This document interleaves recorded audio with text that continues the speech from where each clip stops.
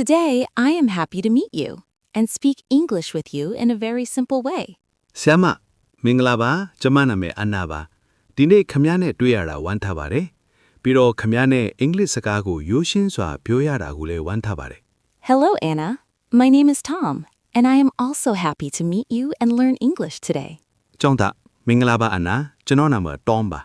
ဒီနေ့ခမည်းနဲ့တွေ့ရတာနဲ့အင်္ဂလိပ်စာသင်ယူရတာကိုကျွန်တော်လည်းဝမ်းသာပါတယ် In English, when we see someone for the first time, we usually say hello or hi in a friendly way. ဆရာမအင်္ဂလိပ်လို့ဆိုရင်တော့တစုံတစ်ယောက်ကိုပထမဆုံးအချိန်တွေ့တဲ့အခါမှာကျွန်တော်တို့ကဖော်ရွေတဲ့အနေနဲ့ hello ဒါမှမဟုတ် hi လို့ပုံမှန်အဖြစ်ပြောကြပါတယ် ဟုတ်ကဲ့ကျွန်တော်လူတစ်တယောက်ကိုတွေ့တဲ့အခါယဉ်ကျေးပြီးကျင်နာတဲ့အနေနဲ့ hello လို့မကြာခဏပြောပါတယ် When I want to tell someone my name, I say my name is Anna, and I say it slowly and clearly. ကျမနာမည်တို့တစုံတစ်ယောက်ကိုပြောချင်တဲ့အခါ My name is Anna လို့ပြောပြီးဖြည်းဖြည်းနဲ့ရှင်းရှင်းလင်းလင်းပြောပါတယ်ကျွန်တော်နာမည်ကိုပြောတဲ့အခါမှာတော့ My name is Tom လို့ပြောပါတယ်ဒါမှလူတွေကကျွန်တော်ကိုနားလည်နိုင်မှာပါ Sometimes I also say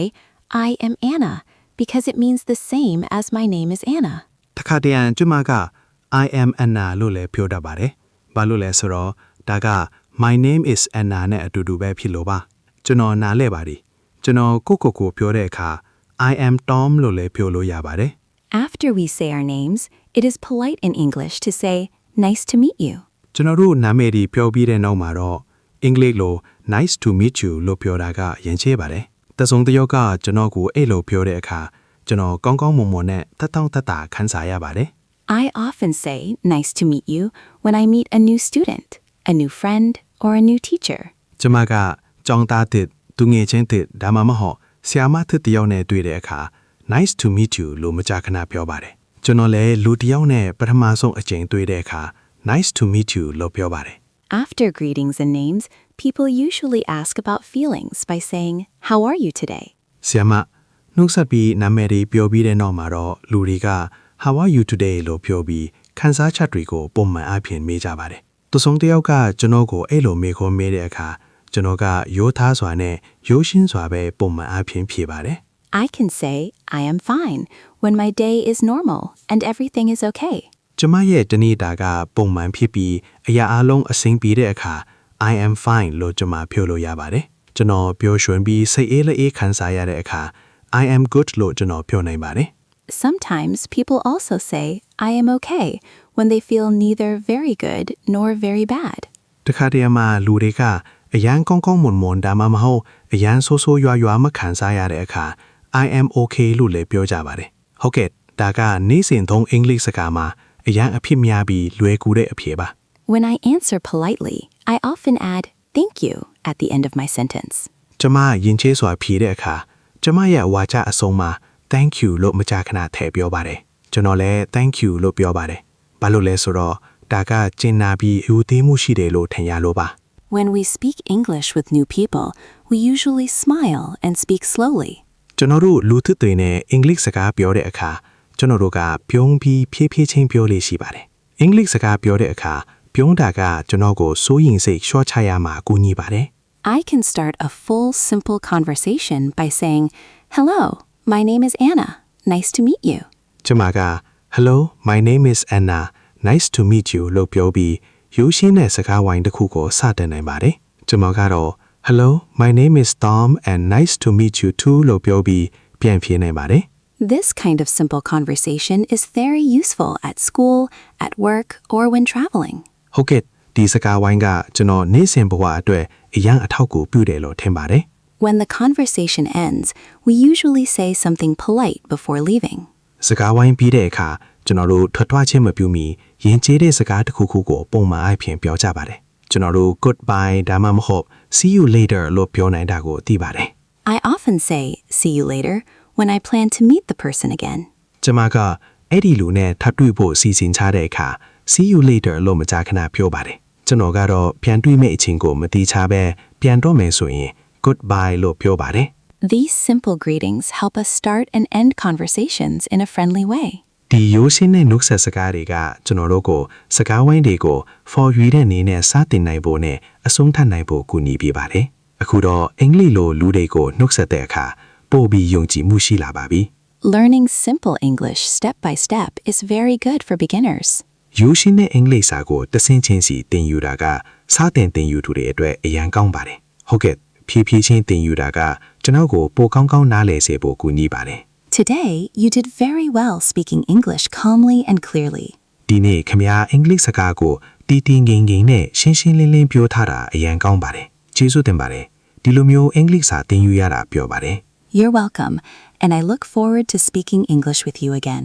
ရပါတယ်ခင်ဗျားနဲ့အင်္ဂလိပ်စကားထပ်ပြောဖို့ကိုကျွန်မမျှော်လင့်နေပါတယ်ကျွန်တော်လည်းကျွန်တော်တို့ရဲ့နောက်ထပ်အင်္ဂလိပ်စာသင်ခန်းစာကိုမျှော်လင့်နေပါတယ် Today, we will learn about the English alphabet, which helps us read, write, and understand English words more clearly. ဆရာမဒီနေ့ကျွန်တော်တို့အင်္ဂလိပ်အခရာချမ်းသင်ယူကြပါမယ်ဒါကအင်္ဂလိပ်စလုံးတွေကိုပိုပြီးရှင်းရှင်းလင်းလင်းဖတ်ရှုရေးထားပြီးနားလည်စေဖို့ကူညီပေးပါတယ် I know that learning the alphabet is important because it helps me speak and read English better. ကျောင်းသားအခရာတွေကိုသင်ယူတာအရေးကြီးတယ်ဆိုတာကျွန်တော်သိပါတယ်ဘာလို့လဲဆိုတော့ဒါကကျွန်တော်ကိုအင်္ဂလိပ်စကားပိုကောင်းကောင်းပြောနိုင်ဖို့နဲ့ဖတ်နိုင်ဖို့ကူညီလို့ပါ The English alphabet has 26 letters, and these letters go from A to Z. ဆရာမအင်္ဂလိပ်အခရာမှာစလုံးပေါင်း26လုံးရှိပြီးဒီစလုံးတွေက A ကနေ Z အထိဖြစ်ပါတယ် Yes, I have seen these letters in books, signs, and on my phone. ကျောင်းသားဟုတ်ကဲ့ဒီစလုံးတွေကိုစာအုပ်တွေမှာဆိုင်းဘုတ်တွေမှာနဲ့ကျွန်တော်ဖူမှာမြင်ဖူးပါတယ်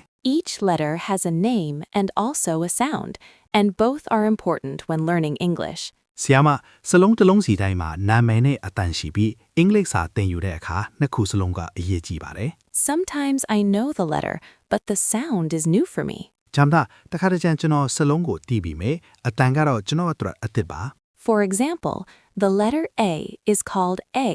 and it often sounds like the sound in the word apple. ။ဆီယာမဥပမာ A စလုံးကို A လို့ခေါ်ပြီးဒါက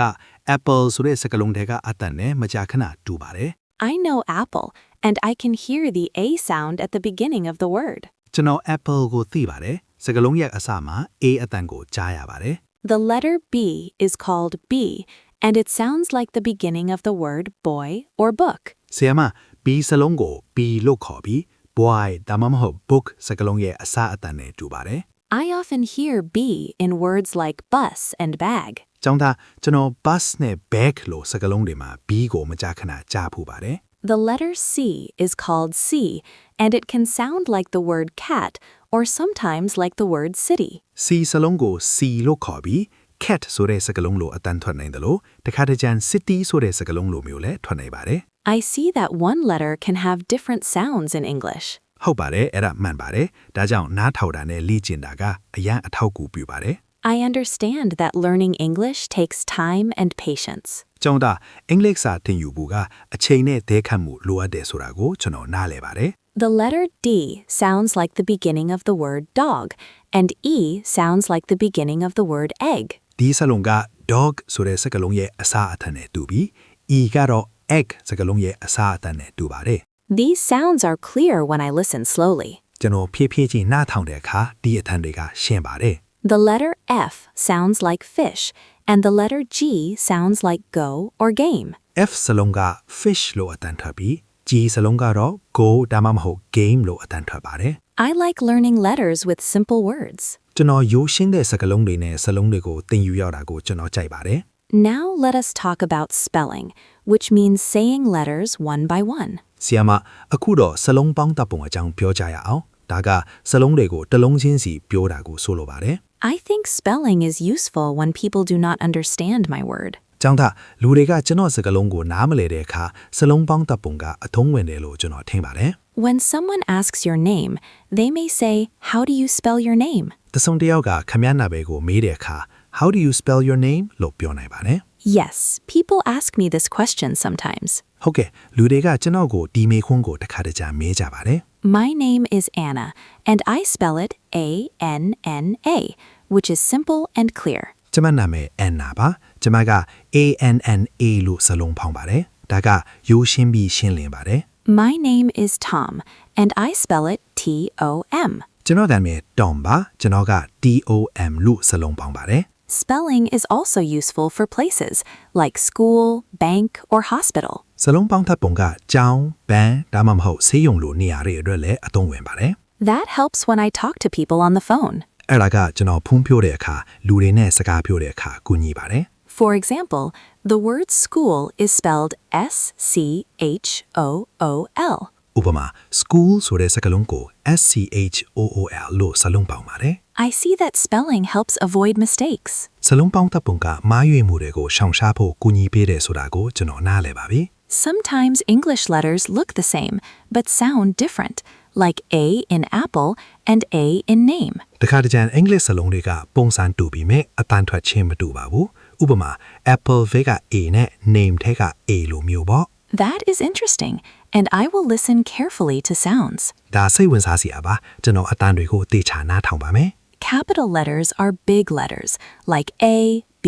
and C, and we use them at the start of names. capital letter တွေက A B C လိုမျိုးစလုံးကြီးတွေဖြစ်ပြီးကျွန်တော်တို့ကနာမည်ရဲ့အစားမှာအသုံးပြုကြပါတယ် So my name starts with a capital T. ဒါဆိုကျွန်တော်နာမည်ကစလုံးကြီး D နဲ့စတာမို့ Yes, that is correct, and the rest of the letters are small letters. ဟုတ်ပါတယ်အဲ့ဒါမှန်ပါတယ်ကျန်တဲ့စလုံးတွေကစလုံးသေးတွေပါ I understand the difference between big and small letters. စလုံးကြီးနဲ့စလုံးသေးကွာခြားမှုကိုကျွန်တော်နားလည်ပါတယ် When we read signs, menus, or messages, alphabet knowledge helps a lot. ကျွန်တော်တို့စိုင်းပုတ်တွေမိနူတွေဒါမှမဟုတ် message တွေကိုဖတ်တဲ့အခါအခရာပေတာဘဟုတုတာကအရန်အများကြီးကူညီပါတယ် I feel more confident when I recognize letters. ကျွန်တော်စလုံးတွေကိုမှတ်မိတဲ့အခါပိုပြီးယုံကြည်မှုရှိလာပါတယ် Learning the alphabet step by step makes English easier and less scary. ဆီယမအခရာတွေကိုသင်ချင်းစီတင်ယူတာကအင်္ဂလိပ်စာကိုပိုလွယ်ကူစေပြီးကြောက်စရာမလိုတော့ပါဘူး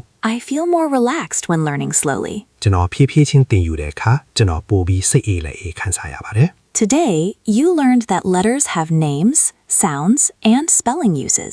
Yes, and I think this will help me in daily life. ဟုတ်ကဲ့ဒါကကျွန်တော်ရဲ့နေ့စဉ်ဘဝမှာကူညီလိမ့်မယ်လို့ထင်ပါတယ် You are doing very well, and learning the alphabet is a strong foundation. ခင်ဗျာအရန်ကောင်းကောင်းလုပ်နေပါတယ်အခရာတင်ယူတာကခိုင်မာတဲ့အခြေခံတစ်ခုပါ Thank you. I am happy to continue learning English. ကျေးဇူးတင်ပါတယ်အင်္ဂလိပ်စာဆက်လက်တင်ယူရတာပျော်ပါတယ် You are welcome, and we will learn more together next time. နောက်သင်ခန်းစာကိုကျွန်တော်မျှော်လင့်နေပါတယ် Today we will learn about numbers, which are very important because we use them every day in many situations. ဆရာမ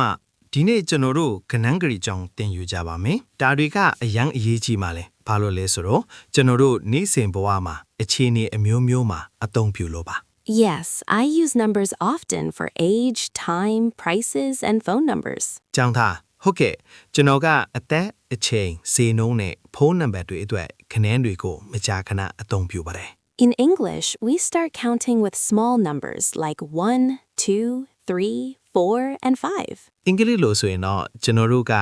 1 2 3 4နဲ့5လိုမျိုးကနန်းအငယ်လေးတွေနဲ့စကြင်ရေးတွက်ပါတယ် These numbers are easy for me to remember. ဒီကနန်းတွေကကျွန်တော်အတွက်မှတ်ရလွယ်ပါတယ် After 5, we continue with 6, 7, 8, 9, and 10. 5ပြီးရင်တော့ကျွန်တော်တို့က6 7 8 9နဲ့10တို့နဲ့ဆက်ပြီးရေးတွက်ပါတယ် I see these numbers often when I look at a clock. ကျွန်တော်နာရီကိုကြည့်တဲ့အခါဒီကနန်းတွေကိုမကြာခဏတွေ့ရပါတယ် Numbers from 11 to 19 are also common and used in daily life. 11ကနေ19ထိခနန်းတွေကလည်းအဖြစ်များပြီးနေ့စဉ်ဘဝမှာအသုံးပြုပါတယ် I sometimes feel these numbers are a little difficult, but I am learning. ဒီကနန်းတွေကတခါတရံကျွန်တော်အတွက်နည်းနည်းခက်ခဲတယ်လို့ခံစားရပေမဲ့ကျွန်တော်သင်ယူနေပါတယ် Bigger numbers include 20, 30, 40, 50, and even 100. ကနန်းကြီးတွေထဲမှာတော့20 30 40 50နဲ့100တို့ပါဝင်ပါတယ် I hear these numbers when people talk about age or money. လူတွေကအသက်ဒါမှမဟုတ်ပတ်စံကြောင်းပြောတဲ့အခါဒီကနန်းတွေကိုကျွန်တော်ကြားရပါတယ် When we talk about age, we usually say, I am 20 years old. ကျွန်တော်တို့အသက်အကြောင်းပြောတဲ့အခါမှာ I am 20 years old လို့ပုံမှန်အားဖြင့်ပြောပါတယ် I say, I am 20 years old when someone asks my age. ကျွန်တော်အသက်ကိုတစုံတစ်ယောက်ကမေးတဲ့အခါ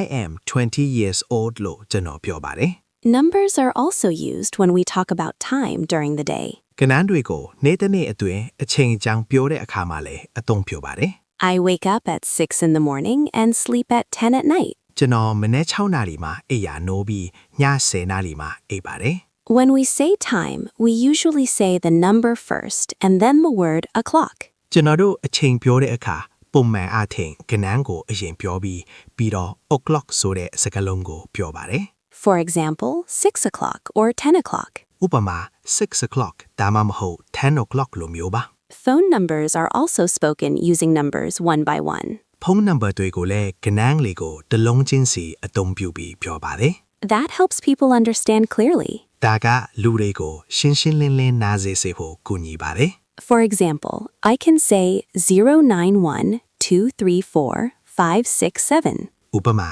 ကျမက091234567လို့ပြောလို့ရပါတယ်တော့မဟုတ်1234567 That sounds clear and easy to follow. အဲ့ဒါကရှင်းရှင်းလင်းလင်းရှိပြီးလိုက်နာရလွယ်ကူတယ်လို့ထင်ရပါတယ် Numbers help us when shopping and talking about prices. ကျွန်တော်တို့ဈေးဝယ်တဲ့အခါနဲ့ဈေးနှုန်းတွေအကြောင်းပြောတဲ့အခါကဏ္ဍတွေကကူညီပါတယ် I use numbers when I buy food or clothes. ကျွန်တော်အစားအစာဒါမှမဟုတ်အဝတ်စာဝယ်တဲ့အခါကဏ္ဍတွေကိုအသုံးပြုပါတယ် For example, I can say the price is $20 or 50 baht. ဥပမာကျမကဈေးနှုန်းက$20ဒါမှမဟုတ်50ပေါင်လို့ပြောလို့ရပါတယ် I hear numbers everywhere when I go to the market. ကျွန်တော်ဈေးသွားတဲ့အခါနေရာတိုင်းမှာကဏ္ဍတွေကိုကြားရပါတယ် Numbers are also useful when counting objects, ကဏ္ဍတွေကအရာဝတ္ထုတွေကိုရေတွက်တဲ့အခါမှာလည်းအသုံးဝင်ပါတယ် like 1 cup, 2 plates, or 3 bags. 1 cup 2 plates ဒါမှမဟုတ်3 bags လို့မျိုးပေါ့ Numbers help us organize our day and understand information. ကဏ္ဍတွေကကျွန်တော်တို့ရဲ့တနေ့တာကိုစနစ်တကျစီစဉ်ဖို့နဲ့အချက်အလက်တွေကိုနားလည်ဖို့ကူညီပါတယ် Yes, numbers make life easier. ဟုတ်ကဲ့ကဏ္ဍတွေကဘဝကိုပိုလွယ်ကူစေပါတယ် Learning numbers slowly helps build confidence in English. ကဏ္ဍတွေကိုဖြည်းဖြည်းချင်းသင်ယူတာကအင်္ဂလိပ်စာမှာယုံကြည်မှုတည်ဆောက်ဖို့ကူညီပါတယ် I feel more confident when I understand numbers. ကျွန်တော်ကဏ္ဍတွေကိုနားလည်တဲ့အခါပိုပြီးယုံကြည်မှုရှိလာပါတယ် Today you learned how numbers are used in daily English. ဒီနေ့ခင်ဗျာနေ့စဉ်ဆုံးအင်္ဂလိပ်စာမှာကဏ္ဍတွေကိုဘယ်လိုအသုံးပြုတယ်ဆိုတာသင်ယူခဲ့ရပါတယ် I think this lesson is very helpful. ဒီသင်ခန်းစာကအရန်အထောက်အကူပြုတယ်လို့ကျွန်တော်ထင်ပါတယ် You are doing very well and making good progress. ခင်ဗျာအရန်ကောင်းကောင်းလုပ်နေပြီးကောင်းမွန်တဲ့တိုးတက်မှုတွေရရှိနေပါတယ် ကျေးဇူးတင်ပါတယ်ဒီလိုနည်းနဲ့အင်္ဂလိပ်စာသင်ယူရတာကိုကျွန်တော်နှစ်သက်ပါတယ် We will continue learning step by step in the next lesson. ကျွန်တော်တို့နောက်သင်ခန်းစာမှာတစ်ဆင့်ပြီးတစ်ဆင့်ဆက်လက်သင်ယူသွားကြပါမယ် နောက်သင်ခန်းစာဝက်ကျွန်တော်အသင်ပါမယ် Today, we will learn about the days of the week, which help us know time and plan our daily life. ဆီယမဒီနေ့ကျွန်တော်တို့ရက်တတက်ပတ်ရဲ့နေရက်တွေအကြောင်းသင်ယူကြပါမယ်ဒါတွေလားကျွန်တော်တို့အချိန်ကိုသိရှိဖို့နဲ့နေစဉ်ဘဝကိုစီစဉ်ဖို့ကူညီပါတယ် Yes,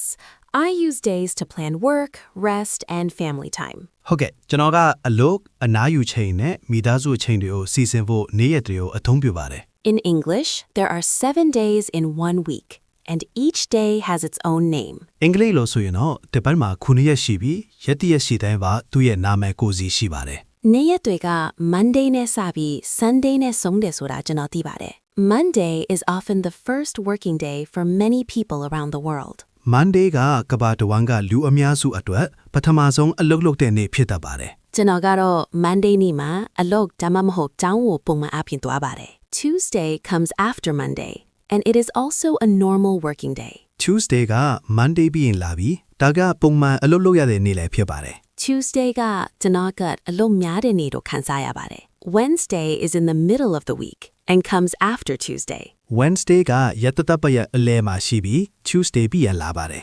Wednesday နေ့မှာတော့ကျွန်တော်အလုပ်မှာပုံမှန်အားဖြင့်ပိုပြီးတက်တာခံစားရပါတယ် Thursday comes after Wednesday and before Friday. Thursday က Wednesday ပြီးရင်လာပြီး Friday မတိုင်မီဖြစ်ပါတယ် Thursday ကကျွန်တော်ရဲ့အလုပ်လုပ်ရတဲ့ရက်တက်ပတ်ရဲ့အဆုံးသတ်နေ့ပါပဲ Friday is a working day, but many people feel happy because the weekend is near. Friday ကအလုပ်လုပ်ရတဲ့နေ့ဖြစ်ပေမဲ့စနေတနင်္ဂနွေပိတ်ရက်နီးကပ်လာပြီဖြစ်လို့လူအများအပြားပျော်ရွှင်ကြပါလေ Friday နေ့မှာပြောပါတယ်ဘာလို့လဲဆိုတော့မကြခင်အနားယူလို့ရမှာမို့လို့ပါ Saturday is often a rest day when people relax or spend time with family. Saturday ကလူတွေအနားယူကြတာဒါမှမဟုတ်မိသားစုနဲ့အချိန်ကုန်ဆုံးကြတယ်အနားယူတဲ့နေ့ဖြစ်တတ်ပါတယ် Saturday ကိုကျွန်တော်ကြိုက်ပါတယ်။ဘာလို့လဲဆိုတော့ပိုအိတ်လို့ရပြီးအနားယူလို့ရလို့ပါ Sunday is usually a family day, a rest day, or a church day for many people. Sunday ကလူအများစုအတွက်ပုံမှန်အားဖြင့်မိသားစုနဲ့အနားယူတဲ့နေ့ဒါမှမဟုတ်ဖျားကြောင်းထွားတဲ့နေ့ဖြစ်ပါတယ် Sunday ကိုကျွန်တော်နှစ်သက်ပါတယ်။ဘာလို့လဲဆိုတော့တိတ်ဆိတ်ပြီးငြိမ်းချမ်းလို့ပါ We also use words like today, yesterday, and tomorrow when talking about days. ကျွန်တော်တို့နေ့ရက်တွေအကြောင်းပြောတဲ့အခါ today, yesterday နဲ့ tomorrow လို့စကားလုံးတွေကိုလည်းအသုံးပြုပါတယ် ဒီစကားလုံးတွေကကျွန်တော်ကိုအချိန်ကိုလွယ်လွယ်ကူကူရှင်းပြနိုင်ဖို့ကူညီပါတယ် For example, today is Monday, yesterday was Sunday, and tomorrow is Tuesday. အဲ့ဒါကကျွန်တော်ကိုအချိန်ကိုရှင်းရှင်းလင်းလင်းနားလည်စေဖို့ကူညီပါတယ် We often say what we do on certain days, like working on Monday or resting on Sunday. ကျွန်တော်တို့ Monday မှာအလုပ်လုပ်တာဒါမှမဟုတ် Sunday မှာအနားယူတာလို့မျိုးသတ်မှတ်ထားတဲ့နေ့တွေမှာဘာလုပ်တယ်ဆိုတာကိုမကြာခဏပြောကြပါတယ် ကျွန်တော်က Monday ကနေ Friday အထိအလုပ်လုပ်ပြီး Saturday နဲ့ Sunday မှာအနားယူပါတယ် Days of the week help us plan meetings, work schedules, and free time. ရက်သက်ပါတဲ့နေ့ရက်တွေကကျွန်တော်တို့ကိုအစည်းအဝေးတွေအလုပ်အချိန်စရာတွေနဲ့အားလချိန်တွေကိုစီစဉ်ဖို့ကူညီပါတယ် ဟုတ်ကဲ့နေ့ရက်တွေမရှိရင်စီစဉ်ဖို့ခက်ခဲပါလိမ့်မယ် When people ask about time, they may say,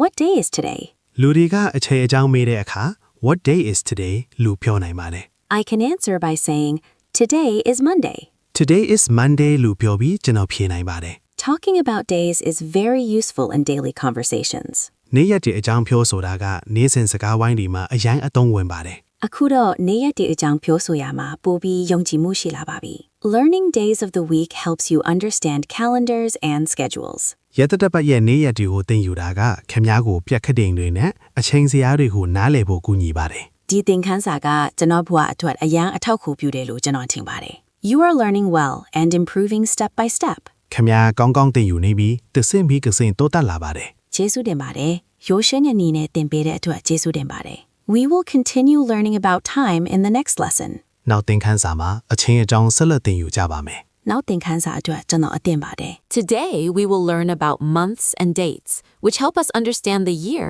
and important times in our life. ဆီယမ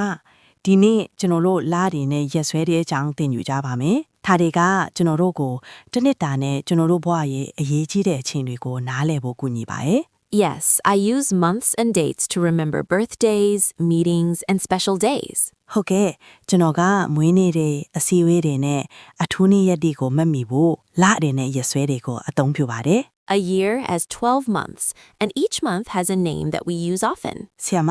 တစ်နှစ်မှာ7လရှိပြီးလတိုင်းမှာကျွန်တော်တို့မကြာခဏအသုံးပြုတဲ့နာမည်ရှိပါတယ် I know some months, but I want to understand them better. ကျောင်းသားလအချို့ကိုကျွန်တော်သိပေမဲ့ပိုပြီးနားလည်ချင်ပါတယ် January is the first month of the year, and it is often the start of new plans. ဆီယမ January ကဒီနှစ်ရဲ့ပထမဆုံးလဖြစ်ပြီးဒါကမကြာခဏဆိုသလိုအစီအစဉ်အသစ်တွေရဲ့အစဖြစ်ပါတယ် January feels like a fresh start for many people. ကျောင်းသား January ကလူအများအပြားအတွက်လန်းဆန်းတဲ့အစတစ်ခုလိုခံစားရပါတယ် February comes after January, and it is a short month. ဆီယမ February က January ပြီးရင်လာပြီးဒါကတိုးတောင်းတဲ့လဖြစ်ပါတယ် I know February has fewer days than other months. ကျောင်းသား February မှာတခြားလတွေထက်ရက်နည်းတဲ့ဆိုတာကျွန်တော်သိပါတယ် March comes next, and the weather often starts to change in many places. ဆီယမ March ကနောက်ထပ်လာပြီးနေရာအများအပြားမှာရာသီဥတုကမကြာခဏစတင်ပြောင်းလဲပါတယ် I feel that March is warmer than February. ကျောင်းသား March က February ထက်ပိုနွေးနေလို့ကျွန်တော်ခန်းစားရပါတယ် April comes after March, and many people enjoy the weather in April. ဆီယမ April က March ပြီးရင်လာပြီးလူအများအပြားက April လရဲ့ရာသီဥတုကိုနှစ်သက်ကြပါတယ် April feels comfortable and pleasant. ကျောင်းသား April ကတက်တောင့်တတရှိပြီးတာယာတယ်လို့ခန်းစားရပါတယ် May comes next, and it is often a warm and busy month. ဆရာမ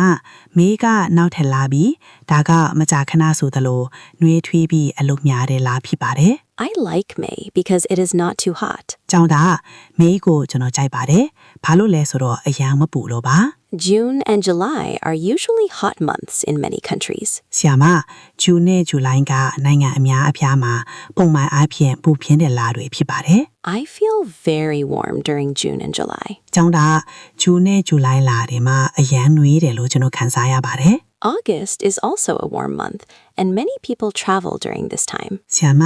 ဩဂတ်ကလည်းနှွေးတဲ့လဖြစ်ပြီးလူအများအပြားကဒီအချိန်အတွင်းခရီးသွားကြပါတယ် August is often a holiday month for some people. ကျောင်းသားဩဂတ်ကလူအချို့အတွက်မကြာခဏဆိုသလိုအားလျက်လာဖြစ်ပါတယ် September comes after August, and it feels cooler for many people. ဆရာမစက်တင်ဘာကဩဂတ်ပြီးရလာပြီးလူအများအပြားအတွက်ပူပြီးအိမ်မြက်တယ်လို့ခန်းစားရပါတယ် September feels calmer after the hot months. ကျောင်းသားစက်တင်ဘာကပူပြင်းတဲ့လတွေပြီးနောက်ပူပြီးငြိမ်သက်တယ်လို့ခန်းစားရပါတယ် October comes next, and the year slowly moves toward the end. ဆရာမအောက်တိုဘာကနောက်ထပ်လာပြီးတစ်နှစ်တာကတဖြည်းဖြည်းအဆုံးသက်စီကိုရွေ့လျားပါတယ် I enjoy October because the weather is nice. ကျောင်းသားအောက်တိုဘာကိုကျွန်တော်နှစ်သက်ပါတယ်ဘာလို့လဲဆိုတော့ရာသီဥတုကောင်းလို့ပါ November comes after October, and it is near the end of the year. ဆရာမနိုဝင်ဘာကအောက်တိုဘာပြီးရင်လာပြီးဒါကတစ်နှစ်ရဲ့အဆုံးပိုင်းနေပါပဲ November feels quiet and peaceful. နိုဝင်ဘာကတိတ်ဆိတ်ပြီးငြိမ်းချမ်းတယ်လို့ခန်းစားရပါတယ် December is the last month of the year, and many people celebrate special days. Siama, December ga dani ye nausong la thibi, lu amya apya ga athuni ye de ko chimpa ja ba ne. December is a happy month for family and celebrations. December ga mitasu ne pwe chimpa mu de atwet phyo shwin sia la phit ba ne. When we talk about dates, we usually say the month first, and then the day. Siama, ကျွန်တော်တို့ရက်စွဲတဲ့အကြောင်းပြောတဲ့အခါပုံမှန်အားဖြင့်လကိုအရင်ပြောပြီးတော့နေ့ကိုပြောပါတယ် For example, we say January 10. ဥပမာကျွန်တော်တို့ January 10 လို့ပြောပါတယ် Today is January 10, and tomorrow will be January 11. Siama, ဒီနေ့က January 10 ဖြစ်ပြီးမနက်ဖြန်က January 11 ဖြစ်ပါလိမ့်မယ် That helps me understand today and tomorrow clearly. အဲ့ဒါကဒီနေ့နဲ့မနက်ဖြန်ကိုရှင်းရှင်းလင်းလင်းနားလည်စေဖို့ကူညီပါတယ် We use dates when talking about birthdays, appointments, and important events. ဆရာမကျွန်တော်တို့မွေးနေ့တွေချင်းဆိုမှုတွေနဲ့အရေးကြီးတဲ့ပွဲတွေအကြောင်းပြောတဲ့အခါရက်စွဲတွေကိုအသုံးပြုပါတယ် My birthday is in March, and I always remember that date. ကျွန်တော်မွေးနေ့က March လမှာပါအဲ့ဒီရက်စွဲကိုကျွန်တော်အမြဲမှတ်မိပါတယ် When someone asks the date, they may say, What is today's date? ဆရာမတစုံတစ်ယောက်ကရက်စွဲကိုမေးတဲ့အခါ What is today's date? လို့ပြောနိုင်ပါတယ် I can answer by saying, Today is January 10. ကျွန်တော် January 10 လို့ပြောပြီးကျွန်တော်ဖြေနိုင်ပါတယ် Months and dates help us organize our plans and daily life. ဆရာမလတွေနဲ့ရက်စွဲတွေကကျွန်တော်တို့ရဲ့အစီအစဉ်တွေနဲ့နေ့စဉ်ဘဝကိုစနစ်တကျအစီအစဉ်ဖို့ကူညီပါတယ် Yes, without months and dates, planning would be difficult. ဟုတ်ကဲ့လတွေနဲ့ရက်စွဲတွေမရှိရင်စီစဉ်ဖို့ခက်ခဲပါလိမ့်မယ် Learning months and dates helps you understand calendars and schedules. ဆရာမလတွေနဲ့ရက်စွဲတွေကိုသင်ယူတာကခင်ဗျားကိုပြက်ခတ်တိန်တွေနဲ့အချင်းစရာတွေကိုနားလည်ဖို့ကူညီပါတယ် I feel more confident when I look at a calendar now. အခုတော့ပြက်ခတ်တိန်ကိုကြည့်တဲ့အခါပိုပြီးယုံကြည်မှုရှိလာပါပြီ Today, you learned how to talk about months and dates in English. ဒီနေ့ခင်ဗျားအင်္ဂလိပ်လိုလတွေနဲ့ရက်စွဲတွေအကြောင်းဘယ်လိုပြောရမလဲဆိုတာသင်ယူခဲ့ရပါတယ် I think this lesson is very useful and practical. ဒီသင်ခန်းစာကအရန်အသုံးဝင်ပြီးလက်တွေ့ကျတယ်လို့ကျွန်တော်ထင်ပါတယ် You are doing very well and learning step by step. ဆရာမ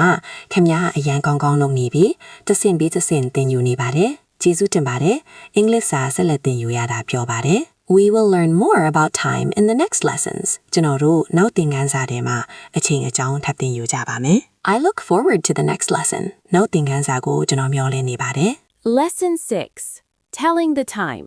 ဆင်မဒီနေ့ကျွန်တော်တို့အင်္ဂလိပ်လိုအချိန်ပြောနည်းကိုသင်ယူကြပါမယ်ဒါကနေ့စဉ်ဘဝနဲ့အလုပ်အတွက်အရန်အရေးကြီးပါတယ် Yes, I often need to talk about time when I go to work or meet people. ကျောင်းသားဟုတ်ကဲ့ကျွန်တော်အလုပ်သွားတဲ့အခါဒါမှမဟုတ်လူတွေနဲ့တွေ့တဲ့အခါအချိန်အကြောင်းပြောဖို့မကြာခဏလိုအပ်ပါတယ် When we ask about time, we usually say, "What time is it?" ဆရာမ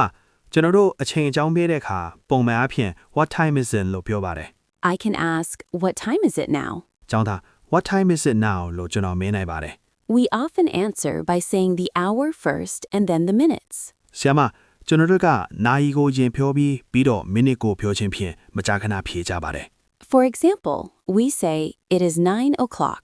ဥပမာကျွန်တော်တို့ it is 9 o'clock လို့ပြောပါတယ် When it is exactly on the hour, we say, "O'clock." ဆရာမအချိန်အတိအကျဖြည့်တဲ့အခါကျွန်တော်တို့ o'clock လို့ပြောပါတယ် It is 7 o'clock in the morning. မနက်9နာရီထိုးပါပြီ When the time is not exact, we say the hour and the minutes. ဆရာမအချိန်ကအတိအကျမဟုတ်တဲ့အခါနာရီနဲ့မိနစ်ကိုပြောပါတယ် It is 9:15. 9နာရီ15မိနစ်ပါ We use morning, afternoon, evening, and night to talk about parts of the day. ဆရာမကျွန်တော်တို့နေ့တစ်နေ့ရဲ့အစိပ်ပိုင်းတွေအကြောင်းပြောဖို့ morning, afternoon, evening နဲ့ night တို့ကိုအသုံးပြုပါတယ် I wake up in the morning and sleep at night. ကျွန်တော်မနက်ခင်းမှာအိပ်ရာနိုးပြီးညဘက်မှာအိပ်ပါတယ် Morning is from early hours until about noon. ဆရာမ morning ကမနက်စောစောပိုင်းအနေနေ့လယ်ခင်းအထိဖြစ်ပါတယ် I eat breakfast in the morning. ကျွန်တော်မနက်ခင်းမှာမနက်စာစားပါတယ် Afternoon is afternoon and before evening. ဆရာမ afternoon ကနေ့လယ်ခင်းပြီးနောက်ညနေခင်းမတိုင်မီဖြစ်ပါတယ် I work in the afternoon. ကျွန်တော်နေ့လယ်ခင်းမှာအလုပ်လုပ်ပါတယ် Evening is later in the day when people relax. ဆရာမ evening ကနေ့ရက်နောက်ပိုင်းချိန်ဖြစ်ပြီးလူတွေအနားယူကြပါတယ် I eat dinner in the evening. ကျွန်တော်ညနေခင်းမှာညစာစားပါတယ် Night is when it is dark and people go to sleep. ဆရာမ night ကမောင်နေပြီးလူတွေအိပ်ရာဝင်နေချိန်ဖြစ်ပါတယ် I usually sleep at 10 at night. ကျွန်တော်ညဘက်10နာရီမှာပုံမှန်အဖြစ်အိပ်ပါတယ် We often talk about time when we plan our day. ဆရာမကျွန်တော်တို့တနေ့တာကိုစီစဉ်တဲ့အခါအချိန်အကြောင်းမကြာခဏပြောကြပါတယ် I wake up at 6 in the morning. ကျွန်တော်မနေ့6နာရီမှာအိပ်ရာနိုးပါတယ် I go to work at 8 o'clock. ကျွန်မ10နာရီမှာအလုပ်သွားပါတယ် I start work at 9 o'clock. ကျွန်တော်9နာရီမှာအလုပ်စားပါတယ် I eat lunch at 12 in the afternoon. ကျွန်မနေ့လယ်12နာရီမှာနေ့လယ်စာစားပါတယ် I eat lunch at 1 o'clock. ကျွန်တော်တနာရီမှာနေ့လယ်စာစားပါတယ် I finish work at 5 in the evening. ကျွန်မညနေ9နာရီမှာအလုပ်ပြီးပါတယ် I go home at 6 in the evening. ကျွန်တော်ညနေ6နာရီမှာအိမ်ပြန်ပါတယ် Talking about time helps us meet people on time. အချိန်အကြောင်းပြောဆိုတာကကျွန်တော်တို့ကိုလူတွေနဲ့အချိန်မီတွေ့ဆုံဖို့ကူညီပါတယ် Yes, time is very important. ဟုတ်ကဲ့အချိန်ကအရန်အရေးကြီးပါတယ် When someone asks, "What time do you wake up?" you can answer clearly. တဆုံတယောက်က what time do you wake up လို့မေးတဲ့အခါခင်ဗျားရှင်းရှင်းလင်းလင်းဖြေနိုင်ပါတယ် I wake up at 6 in the morning. ကျွန်တော်မနက်6နာရီမှာအိပ်ရာနိုးပါတယ် Learning time words helps you explain your daily schedule. အချိန်ဆိုင်ရာစကားလုံးတွေကိုသင်ယူတာကခင်ဗျားရဲ့နေ့စဉ်အချိန်စရာကိုရှင်းပြနိုင်ဖို့ကူညီပါတယ် I feel more confident talking about my day now. အခုဒါကျွန်တော်ရဲ့တနေ့တာအကြောင်းပြောဆိုရမှပိုပြီးယုံကြည်မှုရှိလာပါပြီ You are learning very well and improving step by step. ခင်ဗျားအရန်ကောင်းကောင်းသင်ယူနေပြီးတဆင့်ပြီးတဆင့်တိုးတက်လာပါတယ် Thank you for teaching in a clear and simple way. ရှင်းလင်းပြီးရိုးရှင်းတဲ့နည်းနဲ့သင်ပေးတဲ့အတွက်ကျေးဇူးတင်ပါတယ် In the next lesson, we will talk about colors. နောက်သင်ခန်းစာမှာကျွန်တော်တို့အယောင်တွေအကြောင်းပြောကြပါမယ် I am ready for the next lesson. နောက်သင်ခန်းစာအတွက်ကျွန်တော်အသင်ပါပဲ Today, we will learn about colors, which help us describe things around us in daily life. ဒီနေ့ကျွန်တော်တို့အယောင်တွေအကြောင်းသိယူကြပါမယ်။ဒါတွေကနေ့စဉ်ဘဝမှာကျွန်တော်တို့ပတ်ဝန်းကျင်ကအရာတွေကိုဖော်ပြဖို့ကူညီပါတယ် Yes, I often use colors when I talk about clothes and objects. ။ဟုတ်ကဲ့ကျွန်တော်အဝတ်အစားတွေနဲ့အရာဝတ္ထုတွေအကြောင်းပြောတဲ့အခါအယောင်တွေကိုမကြာခဏအသုံးပြုပါတယ် Colors help us explain what something looks like. ။အယောင်တွေကအရာတစ်ခုဘယ်လိုပုံမှန်တန်ရှိတယ်ဆိုတာကိုရှင်းပြဖို့ကူညီပါတယ်။ကျောင်းသားကျွန်တော်အဝတ်အစားဒါမှမဟုတ်အစားအစာဝယ်တဲ့အခါအယောင်တွေကိုအသုံးပြုပါတယ် Some basic colors are red, blue, yellow, green, black, and white. ။အခြေခံအယောင်အချို့ကတော့အနီအပြာအဝါအစိမ်းအနက်နဲ့အဖြူတို့ဖြစ်ပါတယ်။ဒီအယောင်တွေကိုကျွန်တော်သိပြီးနေ့တိုင်းမြင်တွေ့ရပါတယ် Red is a strong and bright color that we see in flowers and signs. ။အနီရောင်ကအပြင်းထန်ပြီးတောက်ပတဲ့ရောင်ဖြစ်ပြီးကျွန်တော်တို့ကပန်းတွေနဲ့ဆိုင်းဘုတ်တွေမှာတွေ့ရပါတယ်။ဈေးထက်မှာအနီရောင်ပန်းတွေကိုကျွန်တော်မြင်ပါတယ် Blue is a calm color that we see in the sky and the sea. ။အပြာရောင်ကတည်ကင်တဲ့အယောင်ဖြစ်ပြီးကျွန်တော်တို့ကကောင်းကင်နဲ့ပင်လယ်မှာတွေ့ရပါတယ်။ဒီနေ့ကောင်းကင်ကအပြာရောင်ပါ Yellow is a bright color that we see in the sun and some fruits. အဝါရောင်ကတောက်ပတဲ့ရောင်ဖြစ်ပြီးကျွန်တော်တို့ကနေနဲ့အသီးအချို့မှာတွေ့ရပါတယ်။အဝါရောင်ကပြောတီတွေကိုကျွန်တော်ကြိုက်ပါတယ် Green is the color of trees, plants, and nature. ။အစင်းရောင်ကတစ်ပင်တွေအပင်တွေနဲ့တဘာဝရဲ့အယောင်ပါ။ဒါမှမဟုတ်အစင်းရောင်ကတစ်ပင်ပန်းပင်တဘာဝရဲ့အယောင်ပါ။အစင်းရောင်တစ်ပင်တွေကိုမြင်ရတဲ့အခါကျွန်တော်စိတ်အေးလက်အေးခံစားရပါတယ် Black is a dark color, and white is a light color. ။အနက်ရောင်ကအမောင်ရောင်ဖြစ်ပြီးအဖြူရောင်ကအလင်းရောင်ဖြစ်ပါတယ်။ကျွန်တော်ကအနက်ရောင်ဖက်နှက်နဲ့အဖြူရောင်ရှက်တိမ်ကြီးတို့ပါတယ် We use colors to describe clothes. ။ကျွန်တော်တို့အယောင်တွေကိုအဝိအစားတွေကိုဖော်ပြဖို့အသုံးပြုပါတယ်။ကျွန်တော်ရှက်တိမ်ကြီးကအပြာရောင်ဖြစ်ပြီးဘောင်းဘီကအနက်ရောင်ပါ We also use colors to describe things in the house. ။ကျွန်တော်တို့အယောင်တွေကိုအိမ်ထဲကအရာတွေကိုဖော်ပြဖို့လည်းအသုံးပြုပါတယ်။ကျွန်တော်စားဝဲကအညူရောင်ဖြစ်ပြီးနှရမ်းကအဖြူရောင်ပါ Colors help us choose things when shopping. ။အယောင်တွေကကျွန်တော်တို့ဈေးဝယ်တဲ့အခါပစ္စည်းတွေကိုရွေးချယ်ရမှာကူညီပါတယ်။ကျွန်တော်ကအနီရောင်ရှက်တင်ကြီးဒါမှမဟုတ်အဖျာရောင်အိတ်ကိုတောင်းပါတယ်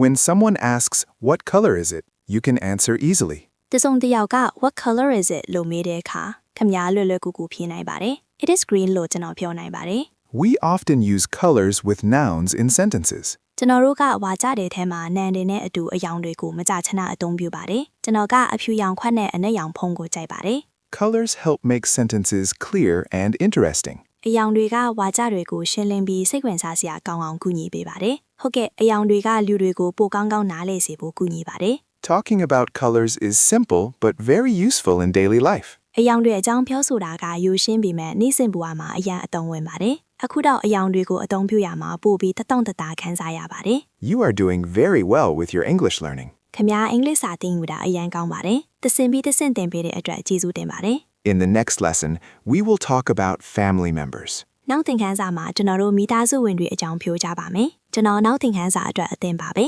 Today, we will learn about family members, which is a very common topic in daily conversation. ဒီနေ့ကျွန်တော်တို့မိသားစုဝင်တွေအကြောင်းသင်ယူကြပါမယ်။ဒါကနေ့စဉ်စကားဝိုင်းတွေမှာအရန်အဖြစ်များလဲခေါင်းစဉ်တစ်ခုပါ Yes, people often ask me about my family. ။ဟုတ်ကဲ့လူတွေကကျွန်တော်မိသားစုအကြောင်းမကြာခဏမေးကြပါတယ် Family members are the people we live with or care about. ။မိသားစုဝင်တွေဆိုတာကျွန်တော်တို့အတူနေထိုင်တဲ့ဒါမှမဟုတ်ဂရုစိုက်ရတဲ့သူတွေဖြစ်ပါတယ် I feel close to my family. ။ကျွန်တော်ကကျွန်တော်မိသားစုနဲ့ရင်းနှီးတယ်လို့ခံစားရပါတယ် We usually talk about parents first, such as mother and father. ။ကျွန်တော်တို့ကပုံမှန်အားဖြင့်မိဘတွေအကြောင်းအရင်ပြောပါတယ်။ဥပမာမိခင်နဲ့ဖခင်လိုမျိုးပေါ့ I have a mother and a father. ။ကျွန်တော်မှာမိခင်တဦးနဲ့ဖခင်တဦးရှိပါတယ် A mother is a female parent, and a father is a male parent. ။မိခင်ဆိုတာမိန်းကလေးမိဘဖြစ်ပြီးဖခင်ဆိုတာယောက်ျားလေးမိဘဖြစ်ပါတယ် My mother is kind, and my father is hardworking. ။ကျွန်တော်မိခင်ကကျင်နာပြီးကျွန်တော်ဖခင်ကစူးစမ်းပါတယ် We also talk about brothers and sisters. ။ကျွန်တော်တို့ကညီကိုမောင်နှမတွေအကြောင်းလည်းပြောကြပါတယ်။ဒါမှမဟုတ်ကျွန်တော်တို့ကညီကိုမောင်နှမတွေအကြောင်းလည်းပြောတယ် I have one brother and one sister. ။ကျွန်တော်မှာအကိုတစ်ယောက်နဲ့ညီမလေးတစ်ယောက်ရှိပါတယ် A brother is a male sibling, and a sister is a female sibling. ။ညီကိုဆိုတာယောက်ျားလေးမောင်နှမဖြစ်ပြီးညီအမဆိုတာမိန်းကလေးမောင်နှမဖြစ်ပါတယ် My brother is older than me. ။ကျွန်တော်အကိုကကျွန်တော်ထက်အသက်ကြီးပါတယ် We also use words like son and daughter. ။ကျွန်တော်တို့ကဆန်နဲ့တော်တာလို့စကားလုံးတွေလည်းအသုံးပြုပါတယ် I have one son and one daughter. ။ကျွန်တော်မှာတားလေးတစ်ယောက်နဲ့သမီးလေးတစ်ယောက်ရှိပါတယ် Son is a male child, and daughter is a female child. ။တားဆိုတာယောက်ျားလေးကလေးဖြစ်ပြီးသမီးဆိုတာမိန်းကလေးကလေးဖြစ်ပါတယ် My daughter is very friendly. ။ကျွန်တော်သမီးလေးကအယမ်းဖို့ရွေးပါတယ် We also talk about grandparents, like grandfather and grandmother. ။ကျွန်တော်တို့ကအဘိုးနဲ့အဖွားလိုမျိုးအဘိုးအဖွားတွေအကြောင်းလည်းပြောကြပါတယ် My grandparents live in another city. ။ကျွန်တော်အဘိုးအဖွားတွေကတခြားမြို့မှာနေပါလေ Family members support and care for each other. ။မိသားစုဝင်တွေကတယောက်နဲ့တယောက်အပြန်အလှန်ပံ့ပိုးပြီးဂရုစိုက်ကြပါလေ Yes, family is very important to me. ။ဟုတ်ကဲ့မိသားစုကကျွန်တော်အတွက်အရန်အရေးကြီးပါတယ် When people meet for the first time, they often ask about family. ။လူတွေပထမဆုံးအချိန်တွေ့တဲ့အခါသူတို့ကမိသားစုအကြောင်းမကြာခဏမေးကြပါတယ် They ask, "Do you have a big family?" ။သူတို့က Do you have a big family လို့မေးကြပါတယ် You can answer by saying, "I have a small family." I have a small family လို့ပြောပြီးခင်ဗျားဖြေနိုင်ပါတယ် Or I can say, "I have a big family." ။ဒါမှမဟုတ် I have a big family လို့ကျွန်တော်ပြောနိုင်ပါတယ် We also use family words to talk about daily life. ကျွန်တော်တို့နေ့စဉ်ဘဝအကြောင်းပြောဖို့မိသားစုဆိုင်ရာစကားလုံးတွေလည်းအသုံးပြုပါတယ် I live with my parents and my sister. ကျွန်တော်ကကျွန်တော်မိဘတွေနဲ့ကျွန်တော်ညီမလေးနဲ့အတူနေပါတယ် Talking about family helps people know each other better. မိသားစုအကြောင်းပြောဆိုတာကလူတွေကိုတယောက်နဲ့တယောက်ပိုကောင်းကောင်းသိရှိဖို့ကူညီပါတယ် I feel comfortable talking about my family now. အခုတော့ကျွန်တော်မိသားစုအကြောင်းပြောဆိုရမှာတက်တောင့်တက်တာခံစားရပါပြီ Learning family words helps you make friendly conversations.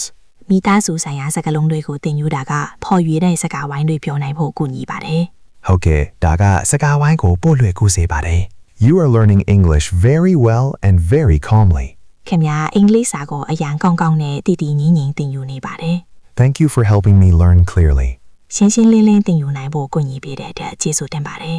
In the next lesson, we will learn about basic verbs. နောက်သင်ခန်းစာမှာကျွန်တော်တို့အခြေခံကြရာလေးအကြောင်းသင်ယူကြပါမယ်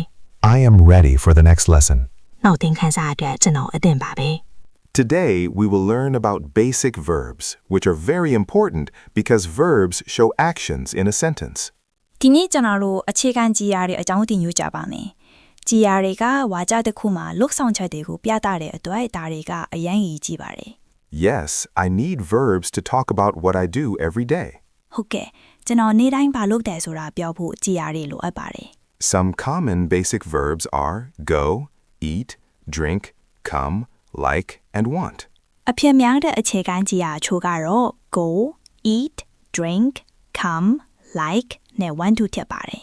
I hear these verbs very often. ဒီကြည်ရာတွေကိုကျွန်တော်မကြာခဏကြားရပါတယ် The verb go is used when we move from one place to another. go ဆိုတဲ့ကြည်ရာကိုကျွန်တော်တို့နေရာတစ်ခုကနေနောက်တစ်ခုကိုရွေ့လျားတဲ့အခါအသုံးပြုပါတယ် I go to work every morning. ကျွန်တော်မနက်တိုင်းအလုပ်သွားပါတယ် The verb eat is used when we have food.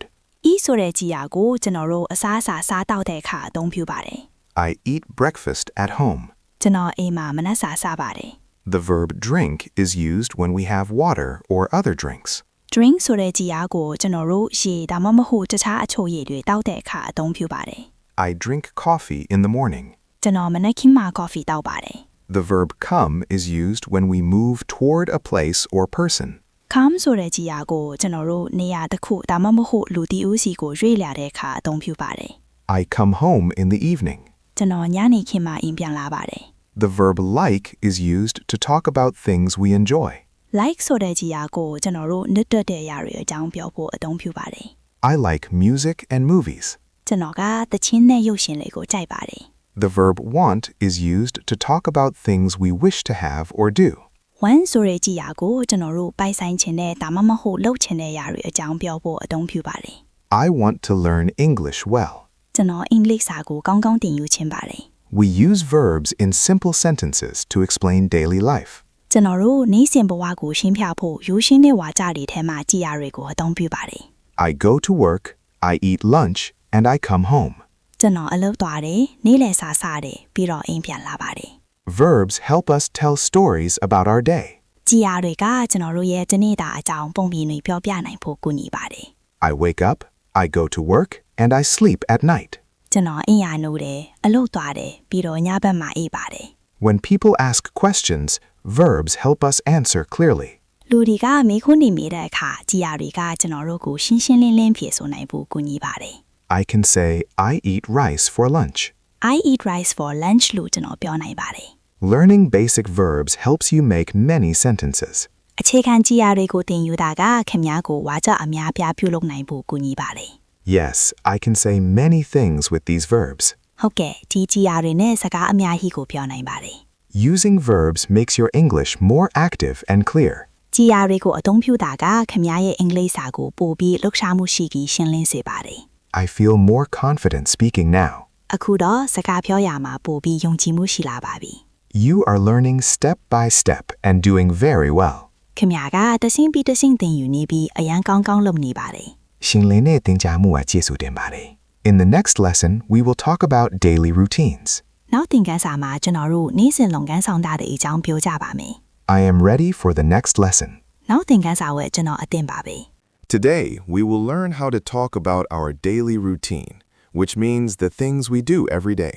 ဒီနေ့ကျွန်တော်တို့နေ့စဉ်လုပ်ငန်းဆောင်တာတွေအကြောင်းဘယ်လိုပြောရမလဲဆိုတာသင်ယူကြပါမယ်။ဒါကကျွန်တော်တို့နေ့တိုင်းလုပ်တဲ့အရာတွေကိုဆိုလိုပါတယ် Yes, I want to talk about my day in simple English. ။ဟုတ်ကဲ့ကျွန်တော်ရဲ့ဒီနေ့တာအကြောင်းကိုရိုးရှင်းတဲ့အင်္ဂလိပ်လိုပြောချင်ပါတယ် A daily routine usually starts in the morning when we wake up. ။နေ့စဉ်လုပ်ငန်းဆောင်တာတစ်ခုကပုံမှန်အဖြစ်မနက်ခင်းမှာကျွန်တော်တို့အိယာနိုးတဲ့အခါစတင်ပါတယ်။ကျွန်တော်မနက်စောစောအိယာနိုးပါတယ် Then we eat breakfast before we go to work or school. ။ကျွန်တော်တို့အိယာနိုးပြီးတဲ့နောက်မကြာခဏဆိုသလိုမျက်နှာတစ်ပြီးတနေ့တာအတွက်အသင့်ပြင်ဆင်ပါတယ်။ကျွန်တော်မျက်နှာတစ်ပြီးတွားတိုက်ပါတယ် ပြီးရင်တော့ကျွန်တော်တို့အလုပ်ဒါမှမဟုတ်ကြောင်းမတွားခင်မနက်စာစားပါတယ် ။ကျွန်တော်အိမ်မှာမနက်စာစားပါတယ် After breakfast, many people go to work or go to school. ။မနက်စာစားပြီးတဲ့နောက်လူများပြားကအလုပ်သွားတာဒါမှမဟုတ်ကျောင်းသွားတာလုပ်ကြပါတယ်။ကျွန်တော်၈နာရီမှာအလုပ်သွားပါတယ် During the day, we work, study, or do daily tasks. ။နေ့ခင်းဘက်မှာကျွန်တော်တို့အလုပ်လုပ်စားတင်ယူဒါမှမဟုတ်နေ့စဉ်လုပ်ငန်းတွေကိုလုပ်ဆောင်ပါတယ်။ကျွန်တော်နေ့ခင်းဘက်မှာရုံးမှာအလုပ်လုပ်ပါတယ်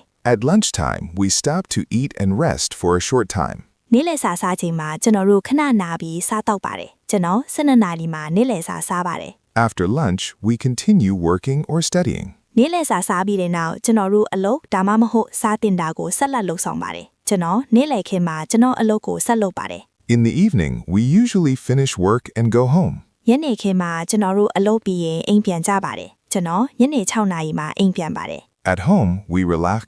eat dinner, and spend time with family. ။အိမ်မှာကျွန်တော်တို့အနားယူညစာစားပြီးမိသားစုနဲ့အချိန်ကုန်ဆုံးပါတယ်။ကျွန်တော်ကကျွန်တော်မိသားစုနဲ့အတူညစာစားပါတယ် At night, we prepare to sleep and rest for the next day. ။ညဘက်မှာတော့ကျွန်တော်တို့အိပ်ဖို့နဲ့နောက်တစ်နေ့အတွက်အနားယူဖို့ပြင်ဆင်ပါတယ်။ကျွန်တော်10နာရီမှာအိပ်ရဝင်ပါတယ် Talking about daily routines helps people understand our life. ။နေ့စဉ်လုပ်ငန်းဆောင်တာတွေအကြောင်းပြောဆိုတာကလူတွေကိုကျွန်တော်တို့ရဲ့ဘဝကိုနားလည်ဖို့အကူအညီပါတယ်။ဟုတ်ကဲ့ဒါကလူတွေကိုကျွန်တော်ရဲ့အချိန်စရာကိုသိရှိစေဖို့အကူအညီပါတယ် When someone asks, "What do you do every day?" you can explain easily. ။တစုံတစ်ယောက်က What do you do every day ရိုမေးတဲ့အခါခင်ဗျားလွယ်ကူကူရှင်းပြနိုင်ပါတယ်။ I wake up, I work, and I rest လို့ကျွန်တော်ပြောနိုင်ပါတယ် Learning daily routine sentences helps you speak more naturally. ။နေ့စဉ်လုပ်ငန်းဆောင်တာဝါကြတွေကိုသင်ယူတာကခင်ဗျားကိုပိုပြီးတဘာဝကြကြပြောဆိုနိုင်ဖို့အကူအညီပါတယ်။အခုတော့စကားပြောရမှာပိုပြီးတတုံးတက်တာခံစားရပါပြီ။ You are learning very well and making good progress. ခင်ဗျားအရန်ကောင်းကောင်းသင်ယူနေပြီးကောင်းမွန်တဲ့တိုးတက်မှုတွေရရှိနေပါတယ်။ရှင်းရှင်းလင်းလင်းနဲ့တည်တည်ငြိမ်ငြိမ်သင်ပေးတဲ့အတွက်ကျေးဇူးတင်ပါတယ် In the next lesson, we will learn about food and drinks. ။နောက်သင်ခန်းစာမှာကျွန်တော်တို့အစားအစာနဲ့အချို့ရည်တွေအကြောင်းသင်ယူကြပါမယ်။ I am ready for the next lesson. ကျွန်တော်နောက်သင်ခန်းစာအတွက်ကျွန်တော်အသင့်ပါပဲ Today, we will learn how to talk about food and drinks, which is something we use every day. ဒီနေ့ကျွန်တော်တို့အစားအစာနဲ့အချို့ရည်တွေအကြောင်းဘယ်လိုပြောရမလဲဆိုတာသင်ယူကြပါမယ်။ဒါကကျွန်တော်တို့နေ့တိုင်းအသုံးပြုတဲ့အရာပါ။ Yes, I need English when I eat outside or order food. ဟုတ်ကဲ့ကျွန်တော်အဖေမှာစားတဲ့အခါဒါမှမဟုတ်အစားအစာမှာယူတဲ့အခါအင်္ဂလိပ်လိုအပ်ပါတယ် Food is what we eat to stay healthy and strong. အစားအစာဆိုတာကျွန်တော်တို့ကျန်းမာပြီးတန်မာနေစေဖို့စားတဲ့အရာပါ I eat food 3 times a day. ကျွန်တော်တနေ့ထုံးချိန်အစားအစာစားပါတယ် Some common foods are rice, bread, meat, vegetables, and fruit. အဖြစ်များတဲ့အစားအစာအချို့ကတော့သမင်းပေါင်မုံအသားဟင်းသီးဟင်းရွက်နဲ့တတိတို့ဖြစ်ပါတယ် I eat rice and vegetables every day. ကျွန်တော်နေ့တိုင်းသမင်းနဲ့ဟင်းသီးဟင်းရွက်စားပါတယ် Drinks are what we drink when we are thirsty. အချို့ရည်ဒီဆိုတာကျွန်တော်တို့ရေငတ်တဲ့အခါတောက်တဲ့အရာတွေပါ I drink water many times a day. ကျွန်တော်တနေ့ကိုရေအကြိမ်များစွာတောက်ပါတယ် Some common drinks are water, tea, coffee, and juice. အဖြစ်များတဲ့အချို့ရည်အချို့ကတော့ရေလက်ဖက်ရည်ကော်ဖီနဲ့ဖြော်ရည်တို့ဖြစ်ပါတယ် I like to drink coffee in the morning. ကျွန်တော်မနေ့ခင်းမှာကော်ဖီတောက်ရတာကြိုက်ပါတယ် When we eat at a restaurant, we often order food politely. ကျွန်တော်တို့စားတောက်ဆိုင်မှာစားတဲ့အခါအစားအစာကိုယဉ်ကျေးစွာမကြာခဏမှာယူပါတယ် Yes, I want to order food in English. ဟုတ်ကဲ့ကျွန်တော်အစားအစာကိုအင်္ဂလိပ်လိုမှာချင်ပါတယ် We can say, I would like rice and chicken, please. ကျွန်တော်တို့က I would like rice and chicken please လို့ပြောလို့ရပါတယ်ကျွန်မကသမင်းနဲ့ကြက်သားဆိုချင်ပါတယ်လို့ပြောနိုင်ပါတယ် I would like noodles, please. ကျွန်တော်ခောက်ဆွဲလိုချင်ပါတယ်ခင်ဗျာ We can also say, can I have some water, please? ကျွန်တော်တို့က Can I have some water please လို့လည်းပြောလို့ရပါတယ် သို့မဟုတ် ကျွန်မကရေနည်းနည်းလောက်ရနိုင်မလားခင်ဗျာလို့လည်းပြောနိုင်ပါတယ် Can I have tea, please? လက်ဖက်ရည်ရနိုင်မလားခင်ဗျာ When we talk about food, we often say what we like. ကျွန်တော်တို့အစားအစာအကြောင်းပြောတဲ့အခါကျွန်တော်တို့ဘာကြိုက်တယ်ဆိုတာကိုမကြာခဏပြောကြပါတယ် I like spicy food. ကျွန်တော်အဆက်ကြိုက်ပါတယ် We also talk about food we do not like. ကျွန်တော်တို့မကြိုက်တဲ့အစားအစာအကြောင်းလည်းပြောကြပါတယ် I do not like very sweet food. ကျွန်တော်အရန်ချိုတဲ့အစားအစာကိုမကြိုက်ပါဘူး Food and drinks are common topics in daily conversation. အစားအစာနဲ့အချိုရည်တွေကနေ့စဉ်စကားဝိုင်းတွေမှာအဖြစ်များတဲ့ခေါင်းစဉ်တွေပါ Yes, people often talk about meals. ဟုတ်ကဲ့လူတွေကအစားအသောက်အကြောင်းမကြာခဏပြောကြပါတယ် Talking about food helps you order, shop, and eat comfortably. အစားအစာအကြောင်းပြောဆိုတာကခင်ဗျားကိုမာယူနိုင်ဖို့ဈေးဝယ်နိုင်ဖို့နဲ့တတောင်တတစားတောက်နိုင်ဖို့ကူညီပါတယ်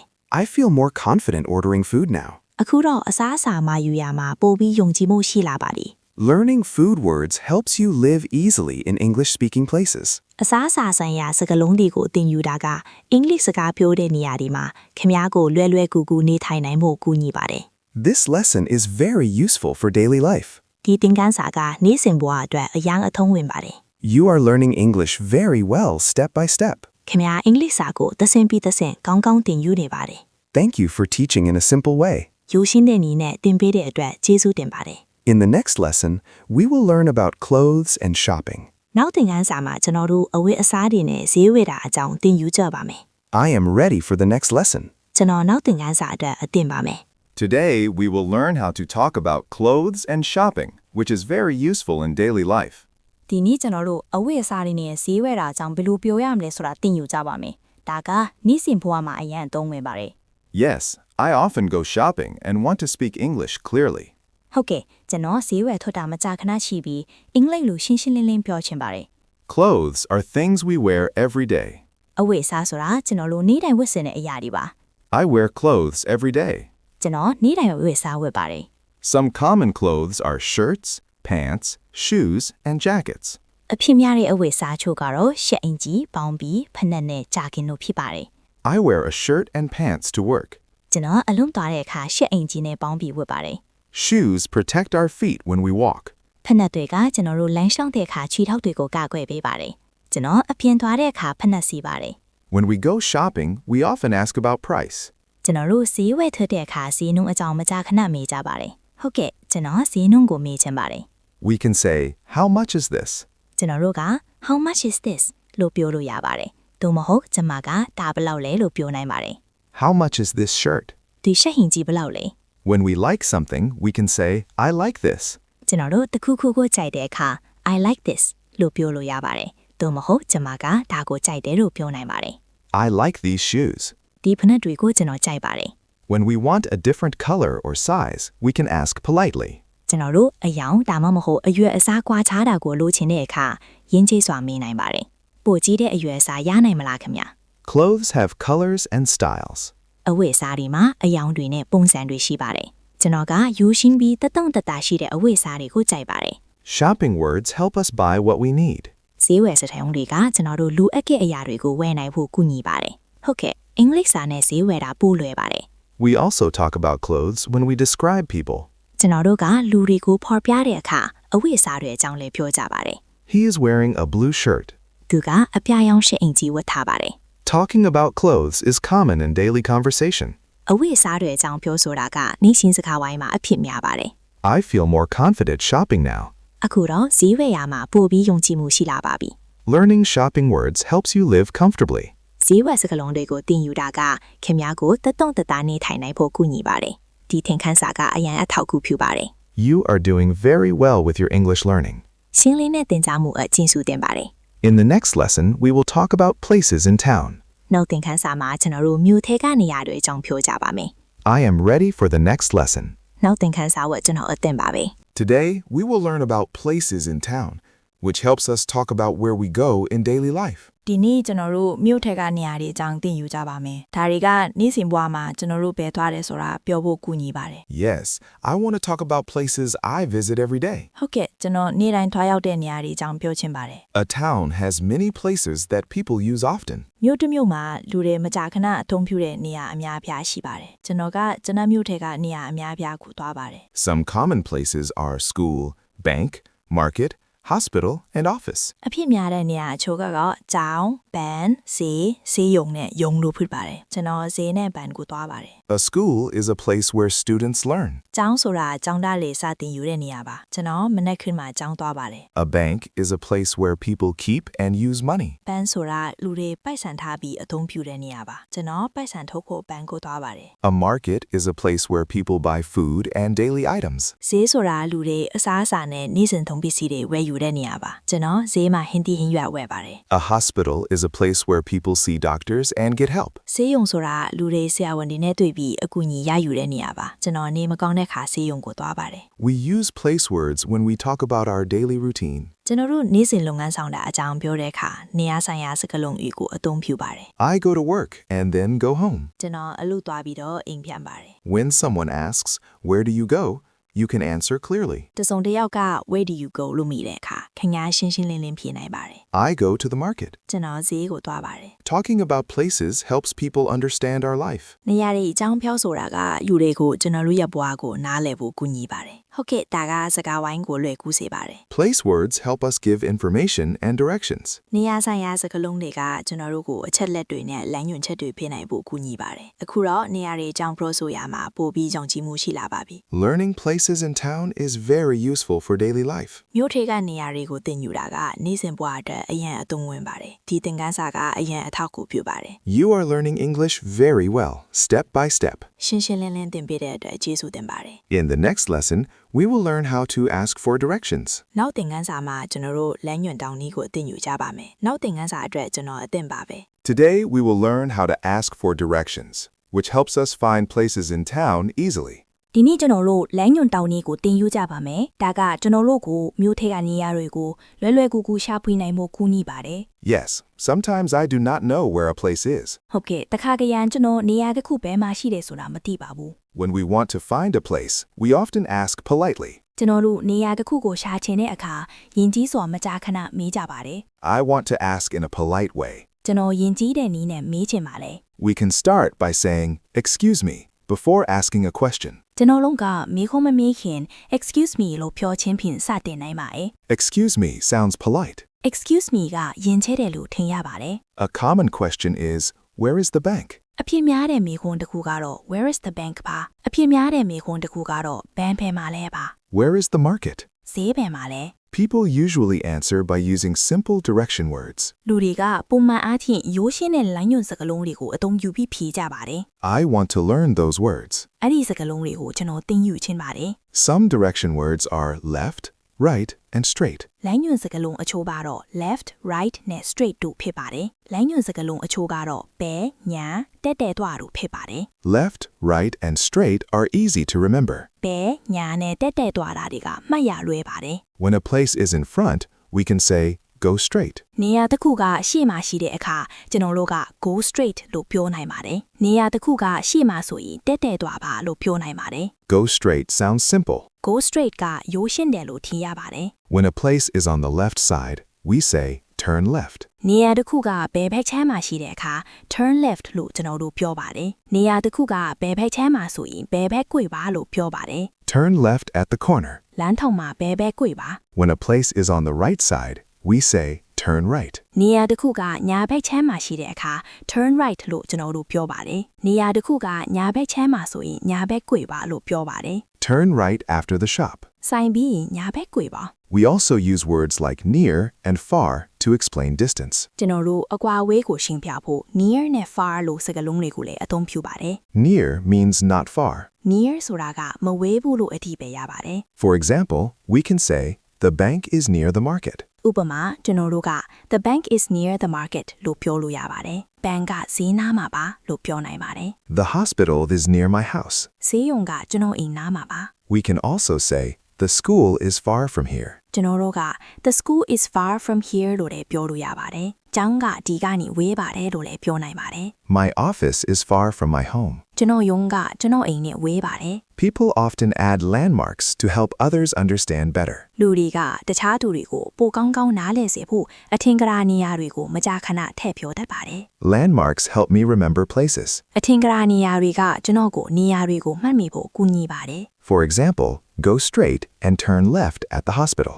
ဥပမာ go straight and turn left at the hospital တက်တိတ်သွားပြီးဆေးရုံရောက်ရင်ဘယ်ဘက်ကွေပါလို့မျိုးပေါ့ That sentence is clear. အဲ့ဒီဝါကြကရှင်းပါတယ် Asking for directions helps us move around confidently. လမ်းညွှန်တောင်းတာကကျွန်တော်တို့ကိုယုံကြည်မှုရှိရှိသွားလာနိုင်ဖို့ကူညီပါတယ် Yes, I feel more confident now. ဟုတ်ကဲ့အခုတော့ပိုပြီးယုံကြည်မှုရှိလာပါပြီ When someone helps you, it is good to say thank you. တစုံတစ်ယောက်ကခင်ဗျားကိုကူညီတဲ့အထာကျေးဇူးတင်ပါတယ်လို့ပြောတာကောင်းပါတယ် I say thank you very much. Thank you very much လို့ကျွန်တော်ပြောပါတယ် Learning directions helps you travel and live easily. လမ်းညွှန်နေကိုတင်ယူတာကခင်ဗျားကိုခီးသွားလာနိုင်ဖို့နဲ့လွယ်လွယ်ကူကူနေထိုင်နိုင်ဖို့ကူညီပါတယ် This lesson is very useful for daily life. ဒီသင်ခန်းစာကနေ့စဉ်ဘဝအတွက်အရန်အသုံးဝင်ပါတယ် You are improving your English step by step. ခင်ဗျားရဲ့အင်္ဂလိပ်စာကတစ်ဆင့်ပြီးတစ်ဆင့်တိုးတက်နေပါတယ် ရှင်လင်းပြီးတည်တည်ငြိမ်ငြိမ်သင်ကြားပေးတဲ့အတွက် ကျေးဇူးတင်ပါတယ် In the next lesson, we will talk about weather and seasons.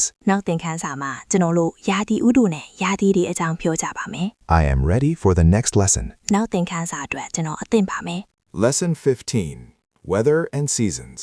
ဒီနေ့ကျွန်တော်တို့ယာတီဥတုနဲ့ယာတီတွေအကြောင်းဘယ်လိုပြောရမလဲဆိုတာသင်ယူကြပါမယ်ဒါကလူတွေနေ့တိုင်းပြောဆိုတဲ့အရာပါ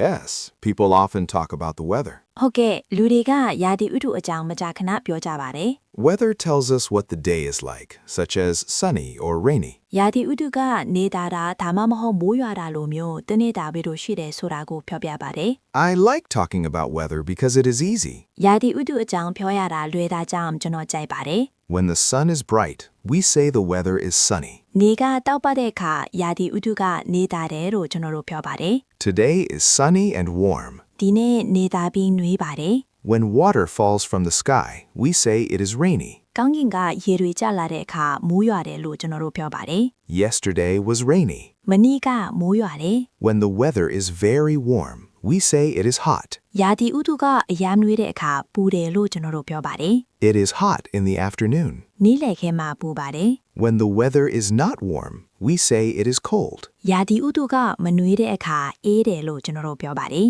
It is cold in the morning. မနက်ခင်းမှာအေးပါတယ် Seasons tell us what time of the year it is. ယာတီတွေကတစ်နှစ်တာရဲ့ဘယ်အချိန်လဲဆိုတာကိုပြောပြပါတယ် I know there are different seasons. ယာတီအမျိုးမျိုးရှိတယ်ဆိုတာကျွန်တော်သိပါတယ် Spring is a season when flowers grow and the weather is nice. ຫນွေဥယာတီကဘန်းတွေပွင့်ပြီးယာတီဥတုကောင်းမွန်တဲ့ယာတီတစ်ခုပါဒါမှမဟုတ်ຫນွေဥကဘန်းတွေပွင့်ပြီးယာတီဥတုကောင်းတဲ့ယာတီပါ Spring feels fresh and comfortable. ຫນွေဥကလန်းဆန်းပြီးတက်တောင့်တက်တာရှိတယ်လို့ခန်းစားရပါတယ် Summer is a hot season when many people travel or rest. ຫນွေယာတီကပူပြင်းတဲ့ယာတီဖြစ်ပြီးလူအများအပြားခီးသွားတာဒါမှမဟုတ်အနားယူတာလုပ်ကြပါတယ် Summer is very hot in my country. ကျွန်တော်နိုင်ငံမှာຫນွေယာတီကအယံပူပါတယ် Autumn comes after summer and before winter. ဆောင်းဥယာတီကຫນွေယာတီပြီးရင်လာပြီးဆောင်းယာတီမတိုင်မီဖြစ်ပါတယ် Autumn feels cooler. ဆောင်းဥယာတီကပိုအေးတယ်လို့ခန်းစားရပါတယ်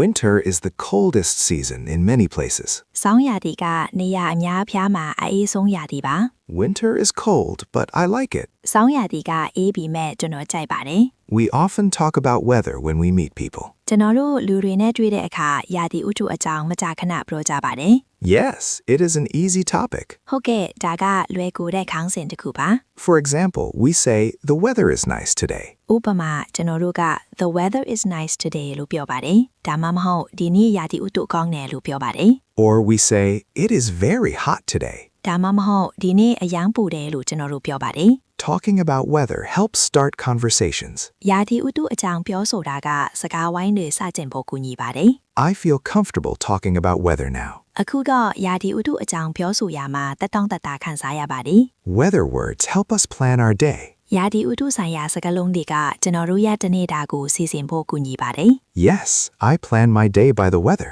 ကျောင်းသားဟုတ်ကဲ့ကျွန်တော်ယာတီဥတုနဲ့အညီကျွန်တော်ရဲ့တဲ့နေ့တာကိုစီစဉ်ပါတယ် Learning weather and seasons is useful for daily life. ယာတီဥတုနဲ့ယာတီတွေကိုသင်ယူတာကနေ့စဉ်ဘဝအတာအသုံးဝင်ပါတယ် This lesson is very helpful. ဒီသင်ခန်းစာကအရန်အထောက်အကူပြုပါတယ် You are learning English clearly and calmly. ခင်ဗျားအင်္ဂလိပ်စာကိုရှင်းရှင်းလင်းလင်းနဲ့တည်တည်ငြိမ်ငြိမ်သင်ယူနေပါတယ် Thank you for teaching step by step. တစ်ဆင့်ပြီးတစ်ဆင့်သင်ပေးတဲ့အတွက်ကျေးဇူးတင်ပါတယ် In the next lesson, we will learn basic adjectives. နောက်သင်ခန်းစာမှာကျွန်တော်တို့အခြေခံနာမဝိသေသနတွေအကြောင်းသင်ယူကြပါမယ် I am ready for the next lesson. နောက်သင်ခန်းစာအတွက်ကျွန်တော်အသင့်ပါပဲ